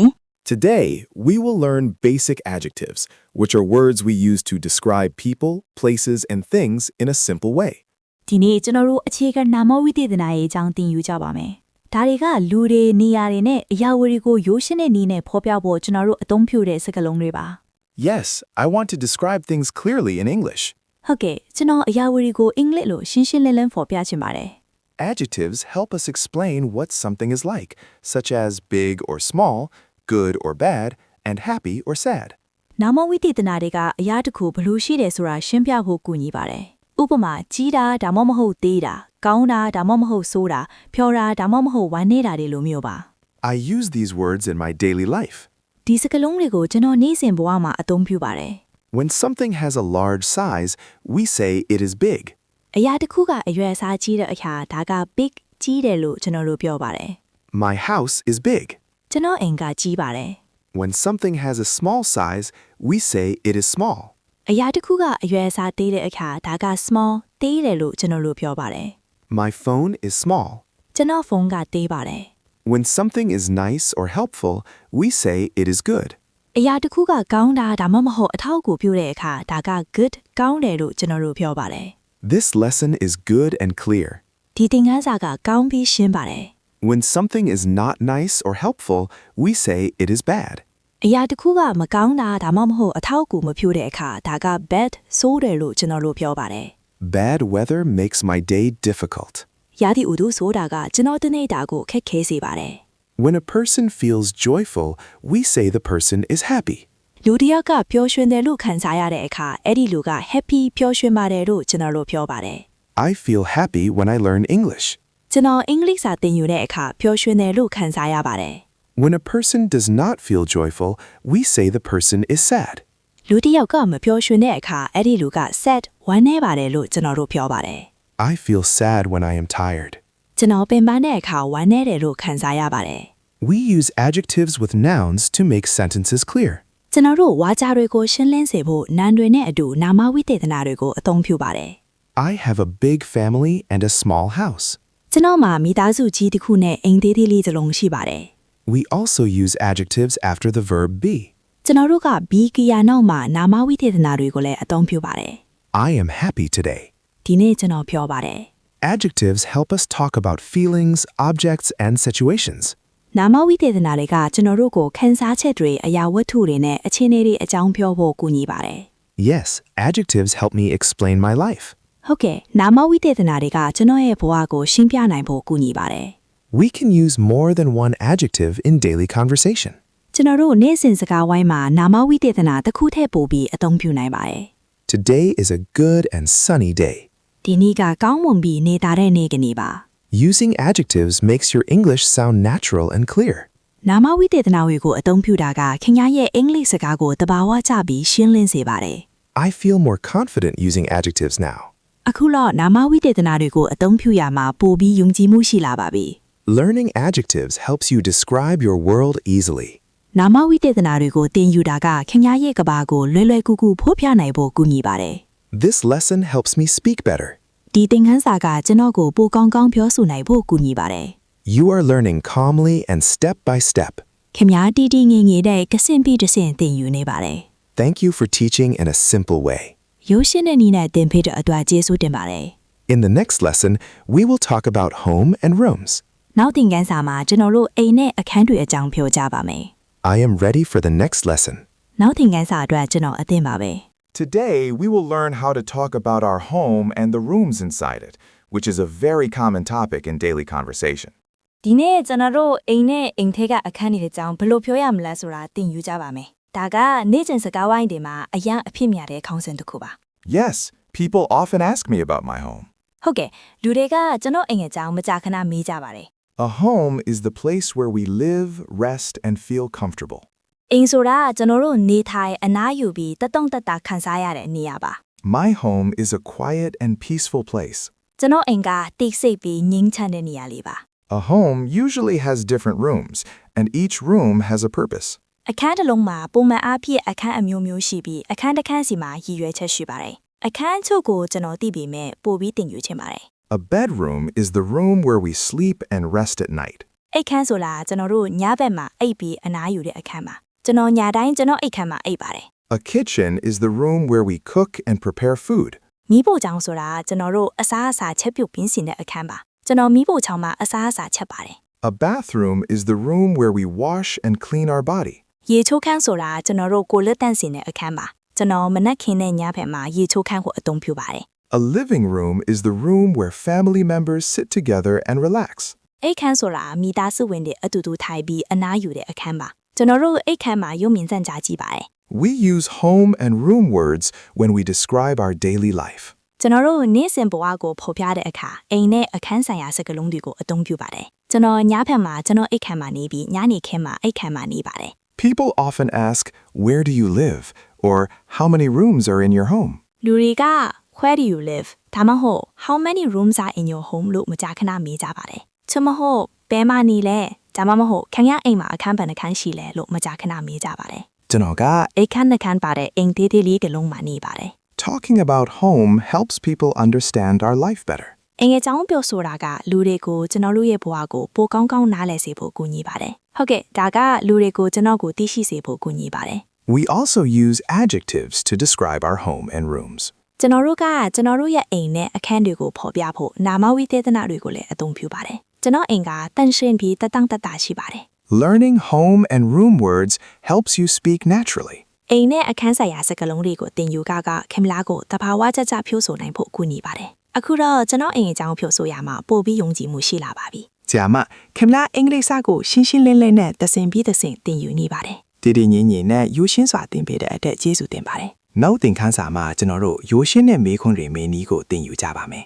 နောက်သင်ခန်းစာအတွက်ကျွန်တော်အသင့်ပါပဲ Today, we will learn how to ask simple questions in English, which helps us get information in daily life. ဒီနေ့ကျွန်တော်တို့အင်္ဂလိပ်လိုရိုးရှင်းတဲ့မေးခွန်းတွေမေးနည်းကိုသင်ယူကြပါမယ်ဒါကနေ့စဉ်ဘဝမှာအချက်လက်တွေရရှိဖို့ကူညီပါတယ် Yes, I want to ask questions clearly. ဟုတ်ကဲ့ကျွန်တော်မေးခွန်းတွေကိုရှင်းရှင်းလင်းလင်းမေးချင်ပါတယ် Questions help us know about people, places, and things. မေးခွန်းတွေကကျွန်တော်တို့လူတွေနေရာတွေနဲ့အရာတွေအကြောင်းသိရှိဖို့ကူညီပါတယ် I ask questions every day. ကျွန်တော်နေ့တိုင်းမေးခွန်းတွေမေးပါတယ် Some common question words are what, who, where, and when. အဖြစ်များတဲ့မေးခွန်းစကားလုံးအချို့ကတော့ what, who, where နဲ့ when တို့ဖြစ်ပါတယ် These words are useful. ဒီစကားလုံးတွေကအသုံးဝင်ပါတယ် We use what when we ask about things or actions. ကျွန်တော်တို့အရာတွေဒါမှမဟုတ်လှုပ်ဆောင်ချက်တွေအကြောင်းမေးတဲ့အခါ what ကိုအသုံးပြုပါတယ် What is this? ဒါကဘာလဲ We use who when we ask about people. ကျွန်တော်တို့လူတွေအကြောင်းမေးတဲ့အခါ who ကိုအသုံးပြုပါတယ် Edilu badule.